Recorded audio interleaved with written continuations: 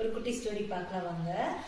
ஒரு கூட்ட தவளைகள் வந்துட்டு இருக்கு. அப்போ அதுல 4 தவளைகள் தவறி கிணத்துக்குள்ள விழுந்துடுது. அது ரொம்ப ஆழமான கிணறு. அதுல ஒரு தவளை மேலே ஏறி வர்றதுக்கு முயற்சி பண்ணுது. அப்போ மேல கிணத்துக்கு மேல இருக்கக்கூடிய தவளைகள் எல்லாம் எட்டி பார்த்து, இந்த தவளையை உன்னால ஏறி வர முடியாது, இது ஆழமான கிணறு, அதனால நீ வீணா முயற்சி பண்ணாத அப்படின்னு சொல்லி சொல்லுதுங்க.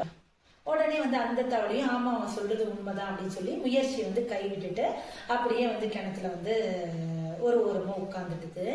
அதே மாதிரி அடுத்த தவளையும் மேலே ஏற முயற்சி பண்ணுது. அப்பவும் மேல இருக்க தவளைகள் அதையே தான் சொல்லுது. உடனே அதுவும் முயற்சியை கைவிட்டுடுது. அதுக்கப்புறம் இன்னொரு தவளை என்ன பண்ணுது, மேல தாவி ஏறுது, கொஞ்சம் ஏறிடுது, திரும்பி பெரிய பெரிய தாவலை போட்டு இன்னும் கொஞ்சம் மேலுது, அப்படியே தாவி தாவி தாவி கிணத்து தாண்டி வெளியே வந்துடுது. அதை பார்த்த மற்ற தவளைகளுக்கு ரொம்ப ஆச்சரியம் ஆயிடுது.